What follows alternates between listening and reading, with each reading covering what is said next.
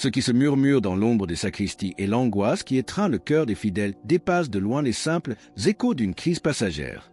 Nous sommes au seuil d'un événement qui pourrait redéfinir le visage même de la foi pour les générations à venir. Au cœur du Vatican, alors que le monde retient son souffle, une source interne, digne de confiance mais terrifiée, a laissé filtrer un détail, une information si ténue et pourtant si lourde de conséquences qu'elle fait vaciller les colonnes millénaires d'une Église déjà meurtrie par les épreuves. Non, il ne s'agit pas d'une énième querelle de pouvoir, ni d'une simple passation de témoins à la tête de la barque de Pierre. Ce qui est en jeu, c'est l'âme, l'essence spirituelle d'une institution divine aux prises avec les ténèbres du siècle. Un conclave s'ouvre, mais sous une chape de plomb, une atmosphère chargée d'une tension quasi palpable, où chaque prière chuchotée porte le poids d'un enjeu existentiel. Des cardinaux au visage fermé affluent vers Rome, leur pas résonnant dans les couloirs séculaires de la curie, théâtre de rencontres secrètes et de conciliabules fiévreux. Un geste, un seul, presque un coup de théâtre dans ce drame sacré, a déchiré le voile du silence rituel, et son auteur pourrait bien avoir scellé un destin que nul n'osait imaginer. Ce récit n'est pas une chronique des événements, mais une veille, un appel urgent à discerner les signes des temps, à sonder la profondeur spirituelle de cette heure critique. Nous ne sommes pas les témoins d'une transition ordinaire, mais les acteurs d'un combat où chaque âme est appelé à choisir son camp, où le silence des justes est une clameur qui monte vers le ciel. Seigneur, donnez-nous un pasteur selon votre cœur. La désorientation gagne du terrain, un sentiment d'abandon, comme si le troupeau avait été laissé sans berger à l'heure où le loup rôde avec une audace nouvelle. Dans les paroisses, le mutisme des prêtres et le regard perdu de ceux qui ont cessé d'espérer peignent une toile de désolation. Mais c'est précisément lorsque l'obscurité semble totale que la lumière cherche à percer. Comme petit merci de nous rejoindre aujourd'hui, nous offrons un moment de bénédiction partagée. Commentez avec le mot foi si vous êtes ouvert à recevoir une pensée finale spéciale dédiée à tous ceux qui participent. Et s'il vous plaît, appuyez sur « J'aime » si vous appréciez ce moment. Un événement imprévu, une lettre anonyme, glissée discrètement entre les mains d'un cardinal connu pour sa piété et sa réserve, lors d'une messe matinale dans la chapelle du monastère Mattée Ecclésié, a ravivé une flamme d'espoir et d'inquiétude. Son contenu exact demeure secret, mais des murmures persistants évoquent un appel vibrant à la vérité, une mise en garde contre une ombre menaçante qui plane sur l'Église et une supplication à ne pas trahir le sang versé pour le salut du monde. Restez bien avec nous, car vers le milieu de notre récit, nous découvrirons une perspective sur les forces en jeu qui pourrait vraiment vous surprendre. Qui est l'auteur de cette missive prophétique et pourquoi maintenant? Est-ce un prélat âgé, empêché par la maladie mais non par l'esprit?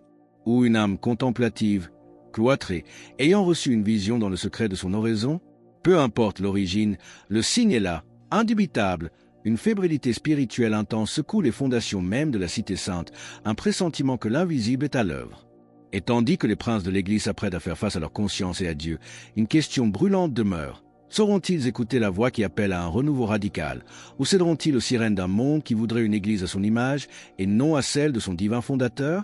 Dans les heures incertaines qui suivirent la vacance du Saint-Siège, alors que le monde médiatique scrutait chaque signe extérieur, l'essentiel se jouait déjà loin des regards indiscrets. Ce que beaucoup ignorent, c'est que des rencontres informelles, presque clandestines, ont eu lieu entre certains cardinaux. Non pas les habituelles consultations fraternelles, mais des échanges tendus, empreints d'une gravité nouvelle, où les questions les plus fondamentales sur l'avenir de la foi catholique étaient posées sans détour. La sélection du futur pontife n'était plus envisagée comme une simple affaire interne, une transition administrative, mais comme un véritable carrefour historique, un point de bascule pour la chrétienté tout entière. Les divergences étaient palpables. Certains appelaient de leur vœu un visionnaire audacieux, capable de réformer en profondeur, tandis que d'autres plaidaient pour un gardien fidèle de la tradition, un restaurateur de la doctrine éprouvée. Mais au-delà de ces sensibilités, une urgence inédite transparaissait dans chaque propos, comme si le sablier du temps s'était irrémédiablement écoulé, comme si l'Église se trouvait au pied du mur.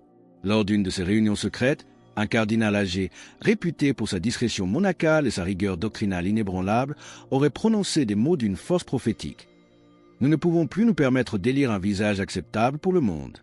Notre devoir sacré est de chercher un homme acceptable pour Dieu. Ces paroles, tel un glaive, ont semé le trouble chez les uns, galvanisé les autres. Car ce qui est agréable à Dieu est souvent pierre d'achoppement pour les puissants de ce monde, et cette tension, au cœur même du Vatican, devenait presque insoutenable. Pendant ce temps, des quatre coins de la planète, un flot ininterrompu de lettres, de suppliques, de témoignages de veillées de prières submergeait la cité éternelle. Des communautés modestes, des familles unies dans la foi, des personnes âgées au crépuscule de leur vie et des jeunes ardents, tous vibrant d'une seule et même invocation. « Seigneur, donnez-nous un pasteur selon votre cœur. » Plus qu'un simple souhait nostalgique, c'était un cri jaillissant d'une blessure collective. Celle d'avoir vu la foi édulcorée, la liturgie parfois vidée de sa substance sacrée, la vérité immuable relativisée au gré des modes. Trop souvent, le consensus mondain avait été préféré à l'exigence de la croix et l'heure des comptes semblait avoir sonné. Parmi les électeurs, certains portaient visiblement le fardeau des silences coupables, des scandales étouffés, des paroles de vérité jamais prononcées. D'autres, au contraire, avançaient d'un pas assuré, animés par une foi simple mais inébranlable comme le roc. Dans cette mosaïque complexe de visages, d'intentions cachées et d'histoires personnelles, se nichait la possibilité ténue mais réelle d'une intervention divine. Car le Très-Haut n'a nul besoin de la majorité pour manifester sa volonté. Un seul cœur docile, un oui murmuré dans le secret d'une âme, peut suffire à changer le cours de l'histoire. Et déjà, parmi les noms qui commençaient à circuler avec insistance dans les cercles initiés, l'un d'eux provoquait des réactions diamétralement opposées. Un respect profond chez les uns, une inquiétude sourde chez les autres. Qui était donc cet homme mystérieux, ce cardinal presque inconnu du grand public, qui pourrait, à lui seul, incarner ce changement tant espéré ou tant redouté, et dont l'ombre grandissante commençait à s'étendre sur le choix crucial qui s'annonçait? L'homme dont le nom commençait à se répandre comme une traînée de poudre dans les coulisses feutrées du Vatican n'avait rien d'une figure médiatique. Il n'était ni un habitué des plateaux de télévision, ni un protagoniste des synodes retransmis en direct sur les réseaux. C'était un cardinal effacé, un homme de peu de mots, rarement aperçu dans les grandes conférences internationales, mais que beaucoup, dans les cercles spirituellement avertis, considéraient comme une âme cachée, un véritable homme de prière, un de ces piliers silencieux sur lesquels repose invisiblement l'Église. Son nom, que nous choisirons de taire encore à ce stade pour préserver le mystère qui l'entoure, a surgi avec une force inattendue lors de conversations privées, et ce, pour une raison que nul n'aurait pu anticiper, une raison qui déroute la logique humaine et ouvre la porte au surnaturel, un songe. Ou plutôt, une série de songes, concordants, vécus par des personnes sans lien apparent, en des lieux et des continents différents. Une religieuse contemplative en France, un laïc engagé au Brésil, un prêtre missionnaire aux Philippines.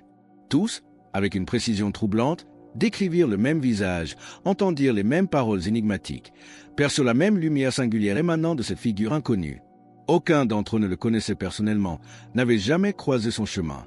Pourtant, le nom murmuré dans ses songes était invariablement le même. Et la phrase finale, répétée par chacun comme un écho divin, portait en elle le souffle des révélations cruciales. Il viendra un pasteur blessé, mais fidèle. Il confirmera ses frères dans la foi. Lorsque cette nouvelle, portée par des canaux discrets, parvint jusqu'à Rome, elle suscita d'abord l'incrédulité, voire le sarcasme chez certains esprits forts, prompts à railler ce qui échappe à leur rationalisme. D'autres se contentèrent d'un sourire poli, teinté de condescendance. Mais entre les murs de la Domus Sancta Martha, où les cardinaux électeurs étaient désormais reclus dans l'attente du scrutin décisif, quelque chose avait imperceptiblement changé. Ce nom, d'abord chuchoté avec une prudence craintive, commença à être mentionné plus fréquemment, non sans une certaine appréhension, comme si le simple fait de l'évoquer à voix haute pouvait déclencher des forces invisibles, perturber un équilibre précaire. Les cardinaux demeuraient fidèles au cœur battant de l'Église, non à une idéologie, non à un parti, non à un pouvoir terrestre, avaient initié des rencontres discrètes, se réunissant chaque soir dans le silence d'une chapelle pour prier ensemble.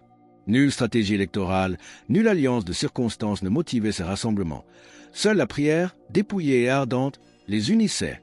Ils savaient, avec la certitude que donne la foi, que si ce nom était véritablement inspiré d'en haut, aucun calcul humain ne serait nécessaire. Seule une docilité totale à l'Esprit Saint, doublée d'un courage indomptable, pourrait ouvrir la voie. Car élire un homme qui ne recherche pas les applaudissements du monde, qui ne courtise pas les faveurs des puissants, signifie se préparer soi-même à porter la croix, à affronter l'hostilité et l'incompréhension. Pendant ce temps, le cardinal en question, celui dont le destin semblait soudainement s'illuminer d'une lumière étrange et exigeante, continuait ses promenades matinales, seul, dans les jardins du Vatican, plongé dans un silence que beaucoup tentaient d'interpréter. D'aucuns affirmaient l'avoir vu les larmes aux yeux, accablé par le pressentiment d'un fardeau écrasant. D'autres disaient qu'il fuyait toute conversation, qu'il ne désirait nullement cette charge redoutable. Mais au-delà des rumeurs et des conjectures, une seule question fondamentale taraudait les esprits. Que veut Dieu? Et cette interrogation angoissante planait sur la ville, alors qu'un signe encore plus étrange allait bientôt manifester la nature spirituelle du combat en cours. Dans la nuit du lundi au mardi, Alors que la tension spirituelle atteignait son paroxysme, un incident pour le moins étrange vint ajouter à l'atmosphère déjà chargée d'électricité. Une panne de courant soudaine plongea durant plusieurs minutes une aile entière de la Domus Sancta Martha dans une obscurité totale. Les couloirs, habituellement éclairés d'une lumière discrète, furent envahis par des ténèbres inquiétantes.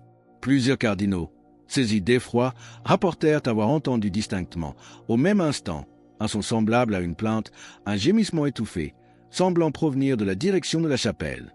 Aucun dégât matériel ne fut constaté, aucune alarme officielle ne retentit, mais la nouvelle se répandit comme une onde invisible parmi ceux dont les sens spirituels étaient aiguisés, parmi ceux qui savaient lire les signaux au-delà des apparences.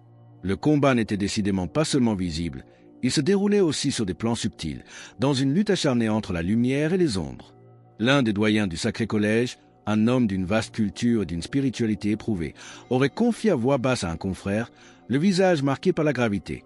Le démon exècre ce moment, car il sait que la très sainte Vierge Marie est proche, qu'elle veille sur son Église. Cette phrase, prononcée sans emphase mais chargée d'une conviction profonde, fit rapidement le tour de la résidence, semant le trouble et renforçant la détermination des âmes priantes. La nuit suivante, touchés par ces paroles et conscients de l'enjeu spirituel, plusieurs cardinaux prirent la décision d'organiser une veillée de prière privée à l'abri des regards. Nulle célébration ostentatoire, mais un silence profond, une adoration eucharistique intense et la récitation fervente du rosaire. Car ils sentaient, au plus profond de leur être, que cette élection n'était pas une simple procédure canonique, mais un véritable champ de bataille spirituelle où les forces invisibles s'affrontaient. C'est au cours de ces heures de veille ardente, devant le Saint-Sacrement exposé, que le nom de ce cardinal silencieux, celui qui semblait fuir les honneurs, revint avec une insistance nouvelle dans le cœur de beaucoup. Non parce qu'il était le plus puissant, ni le plus influent selon les critères du monde, mais parce qu'il apparaissait comme le plus humble, le plus souffrant peut-être, celui dont la vie semblait le plus étroitement conformée à ce Christ qui s'était laissé couronner d'épines par amour pour les hommes. Si ce message résonne profondément en vous et que vous vous sentez poussé à affirmer votre foi en cet instant, partagez Amen dans les commentaires ci-dessous. L'un des participants à cette nuit de prière aurait murmuré, les yeux fixés sur l'hostie consacrée. Ce n'est pas nous qui le choisirons. Si c'est lui que Dieu veut, c'est Dieu lui-même qui l'imposera à nos cœurs. Cependant, cette perspective ne faisait pas l'unanimité. Au sein même de la curie, des résistances sourdes mais puissantes se manifestaient. Tous ne voyaient pas d'un bon œil l'émergence possible d'une telle figure. Certains la redoutaient ouvertement, d'autres s'activaient en coulisses pour l'entraver. Car un pape authentiquement fidèle à la vérité éternelle, à la tradition sacrée et à l'intégralité de l'Évangile, ne peut être ni manipulé, ni instrumentalisé. Il ne recherche pas les compromis boiteux ni les dialogues stratégiques fondés sur des concessions doctrinales. Son unique souci est le salut des âmes, et cela, pour certains, représentait une menace intolérable. C'est alors que, comme pour exacerber encore la tension, une déclaration inattendue vint jeter le trouble. Un cardinal étranger, lors d'une interview accordée à une chaîne de télévision locale, laissa échapper une phrase qui fit l'effet d'une douche froide sur le cœur de nombreux fidèles. Nous n'avons pas tant besoin d'un pape saint que d'un pape qui sache gouverner. Ces propos furent applaudis par certains, accueillis par un silence réprobateur par d'autres. Mais dans l'humble secret des foyers, dans la quiétude des monastères, dans le cœur simple de ceux qui gardaient la foi chevillée au corps, une autre clameur, plus discrète mais infiniment plus puissante, s'élevait. Et si la sainteté, cette conformité héroïque à la volonté de Dieu, était précisément ce dont l'Église et le monde avaient le plus désespérément besoin en cette heure sombre de l'histoire, la réponse semblait suspendue, attendant le souffle de l'esprit sur les consciences lors du vote imminent. Le premier jour du scrutin s'est levé sur une Rome à l'atmosphère si dense qu'elle en devenait presque irrespirable. Dans les ruelles adjacentes au Vatican, une foule de fidèles, silencieuse et recueillie, s'était massée, égrenant des chapelets, les yeux rivés sur la cheminée de la chapelle Sixtine comme si de là, et de là seulement, pouvait jaillir un verdict céleste. Ce n'était pas simple curiosité, mais une espérance profonde, matinée d'une crainte respectueuse. Car ce jour-là, ce n'était pas seulement un nom qui allait être décidé, c'était une porte spirituelle qui allait s'ouvrir, ou peut-être se refermer, sur l'avenir de l'Église. À l'intérieur de la chapelle Sixtine, sous le regard sévère du Christ juge de Michel-Ange, les cardinaux prirent place lentement, solennellement. Les mosaïques anciennes, les figures des saints peintres sur les murs, les inscriptions latines chargées d'histoire, tout semblait observer en silence chaque geste, chaque regard, chaque frémissement d'âme. Et au milieu d'eux, presque perdu dans l'immensité de l'enjeu, se tenait le cardinal silencieux. Assis, la tête légèrement inclinée, les mains jointes sur ses genoux, il semblait porter sur ses frêles épaules tout le poids du monde. Certains de ces pairs l'évitaient ostensiblement, d'autres le scrutaient avec une intensité mêlée de suspicion et d'une indéfinissable attente. Mais tous, au fond de leur conscience, savaient que si son nom sortait de l'urne, plus rien ne serait jamais comme avant. Le premier scrutin se déroula dans un climat de tension extrême. Aucun mot n'était prononcé. Les bulletins se remplissaient, étaient déposés, puis dépouillés dans un silence quasi liturgique. Et déjà, une surprise. Le nom de l'outsider, celui que personne n'attendait à pareille fête, revenait avec une fréquence qui dépassait toutes les prévisions des vaticanistes les plus chevronnés. Quelques visages blêmirent. D'autres affectèrent une indifférence de façade, mais le trouble était palpable. Comme un courant invisible, une information non formulée circulait entre les rangs. Quelque chose d'inouï était en train de se produire. Le deuxième scrutin ne fit que confirmer cette tendance stupéfiante. Le nom du cardinal silencieux gagnait encore des voix. C'est alors qu'un des électeurs, un homme connu pour son influence et son pragmatisme, se leva brusquement et quitta la salle durant quelques minutes, visiblement ébranlé, le teint cireux. Nul ne lui demanda d'explication, mais beaucoup commencèrent à comprendre, à entrevoir que l'Esprit Saint, tel un vent impétueux, était en train de souffler, et pas nécessairement dans la direction des calculs humains et des stratégies préétablies. Au dehors, le ciel romain, d'azur quelques heures plus tôt, se voila d'un gris menaçant. Un vent soudain se leva, secouant les étendards sur la place Saint-Pierre.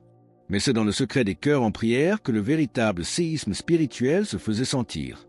Au même moment, dans un petit couvent d'assises, une religieuse aveugle, connue pour sa vie de sacrifice et ses charismes cachés, se mit à sangloter durant l'adoration eucharistique.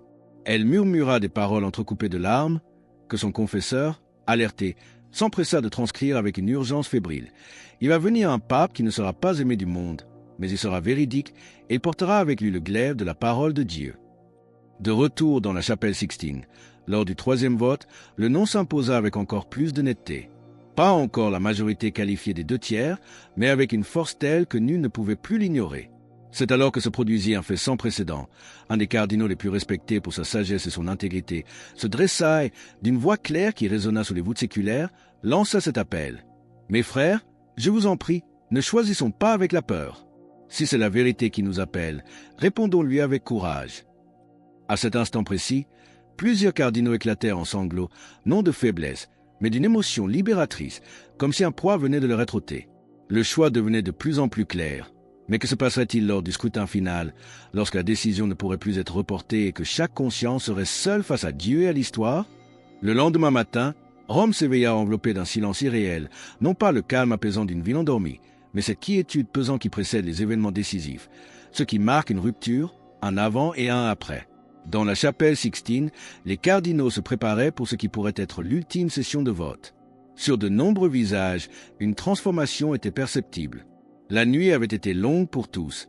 Certains l'avaient passée en prière intense, agenouillés sur le sol froid de leur chambre, d'autres dans une agitation fébrile, confrontés aux ultimes assauts du doute et de l'inquiétude. Les masques tombaient un à un, les stratégies savamment élaborées se désagrégeaient face à l'imminence du choix divin. Ce qui restait, c'était la vérité nue de chaque conscience, seule face à Dieu et à l'histoire qui s'écrivait. Un cardinal africain, une figure peu connue des médias mais rayonnante d'une profonde sagesse spirituelle, s'approcha discrètement du candidat silencieux, celui dont le nom était désormais sur toutes les lèvres et dans tous les cœurs. Se penchant vers lui, il lui murmura à l'oreille ces mots simples mais chargés de force. « N'aie pas peur. Si Dieu t'appelle, il te donnera aussi la force de porter la croix qui accompagne sa mission. » L'interpellé ne répondit rien, se contentant d'un lent hochement de tête, les yeux embués de larmes. Nulle trace d'exaltation sur son visage, nulle anticipation d'un triomphe personnel, mais seulement la crainte sainte, l'humilité de celui qui sait simple instrument entre les mains du Tout-Puissant. La votation commença. Un par un, les bulletins furent remplis, déposés dans l'urne avec une lenteur presque cérémonielle. Un par un, les noms furent lus, et de plus en plus, avec une clarté implacable, les suffrages se concentraient sur un seul, le nom de celui qui n'avait rien cherché, rien demandé, qui n'avait fait aucune campagne, qui n'avait promis aucun poste, aucune faveur, mais qui avait offert seulement sa prière, sa souffrance silencieuse, sa fidélité inébranlable à l'Évangile.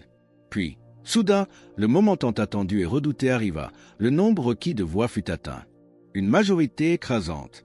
Mais il n'y eut aucune explosion de joie, aucun applaudissement, aucun sourire de soulagement ostensible. Seulement un long, très long silence, un silence si profond qu'on aurait pu entendre le battement des cœurs.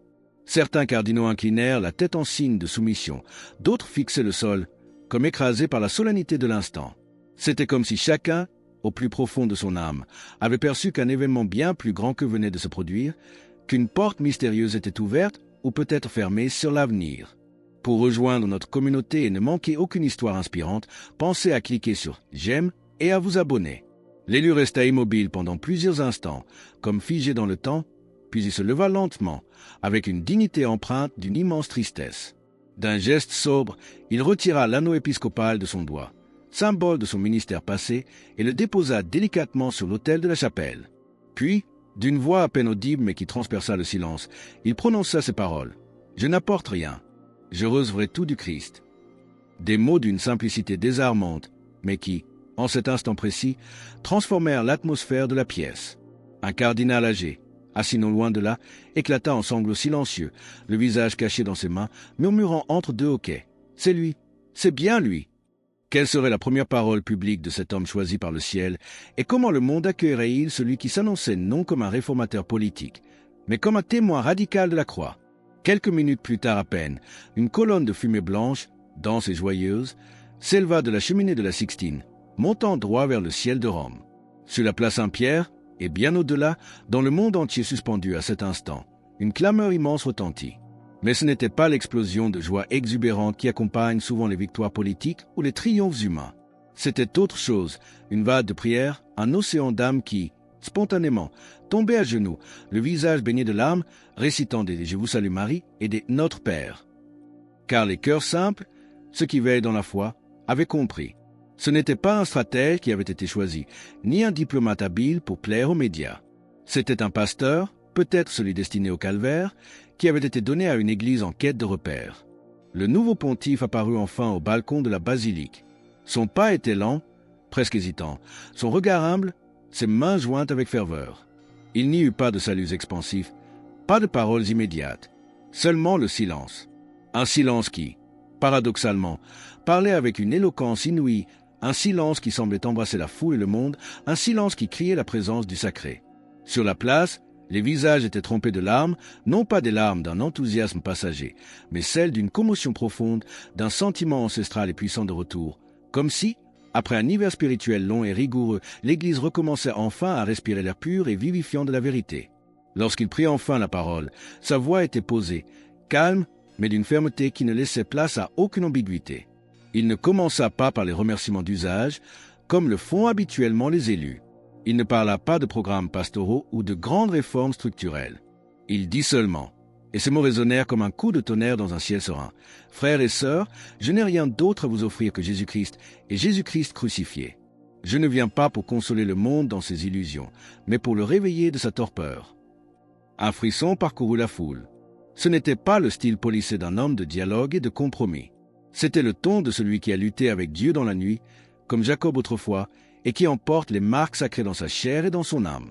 Dans les jours qui suivirent, chaque geste, chaque parole, chaque décision du nouveau pape fut scrutée, analysée, commentée, craint par les uns et aimé passionnément par les autres. Mais ceux qui regardaient avec les yeux de la foi ne voyaient qu'une seule chose, limpide et consolante, un homme qui n'avait pas peur de la vérité, qui ne cherchait pas à plaire au monde ni à ses puissants, qui savait que le troupeau a besoin d'un bâton de pasteur pour être guidé et défendu, et non d'un sourire complaisant et vide de sens. Et c'est précisément pour cela que la véritable bataille commençait à peine. Car un pape fidèle à l'intégralité du message évangélique ne sera jamais applaudi par le monde. Il sera contesté, calomnié, peut-être même isolé. Mais il sera une lumière dans la nuit, un phare pour ceux qui cherchent la vérité. Beaucoup, parmi les cyniques et les tièdes, murmuraient déjà « Il ne durera pas ». D'autres, innombrables, priaient avec ferveur pour que Dieu le protège et le soutienne dans sa redoutable mission. Et des couvents fervents, des villages reculés, des familles qui gardaient encore l'Évangile près du cœur, s'élevait un chant nouveau, un chant antique et profond, celui de l'espérance retrouvée. Le Seigneur n'a pas abandonné son peuple. Alors que nous méditons sur le courage de la vérité et le choix d'un chemin exigeant mais libérateur, si vous croyez et voulez déclarer que Jésus est roi, partagez cette puissante affirmation dans les commentaires. Et votre parcours ne doit pas s'arrêter ici, cliquez sur la vidéo qui apparaît maintenant sur votre écran pour un autre message puissant que nous avons préparé pour vous.